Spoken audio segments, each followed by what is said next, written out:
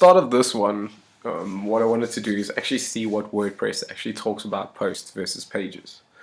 Not to just get my opinion, but to get, why, what WordPress says about this, because that's what we're working on. So we're looking at posts, and I want to tell you why posts and what they're different about pages. So WordPress says posts are entries listed in reverse chronological. Posts are entries listed in reverse chronological order on a blog home page or on the post page if you have set one in settings reading.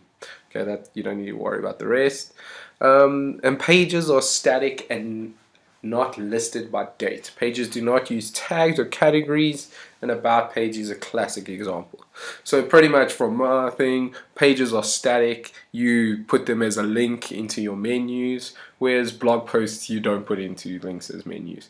What you do have in your menu is you have like a blog link, or you have maybe in your theme on your home page you have a blog section, and what it does is it puts your blog posts in that section in chronological order. And as you add posts, it does that automatically. You don't have to go add it into there manually, but it does it automatically. So let's go look at maybe adding a post to one of the sites I have already. Okay, so go back to the site. Okay, so here you can see this is my home page, and it actually has, okay, the blog post and then the first blog post. But now if you go into my blog, it has category uncategorized. So these are my blog posts that are uncategorized as a category, and you can see they're in chronological order. This is the last one that I did, just an example, and this is the first one that the actual theme had already was posted there. So we can delete it and add. You can see the one has an image and the other one doesn't. So when we go add another one, I'm going to do third blog post. When you're going to add it, you'll see it'll automatically come into here. So let's go do that. What we do is we come here, go to blog posts just like we did with pages, and we click add. Okay, it's going to look very similar to pages, but functionality on the front end side, on the actual website is very different. So here I'm going to go third blog post. Just say hello everybody. Okay, so, and you can add. Now what if you looked at the actual blog post before, what I mentioned was the one actually had a featured image and the other one didn't. Now to have the featured image here, you can see you have settings on the side. First, the categories. All my blog posts currently are uncategorized. You can actually add a new category, and you can have one blog post under multiple categories. So what I can do is add the category of personal. Okay, add that in, and you can categorize it as both personal and uncategorized.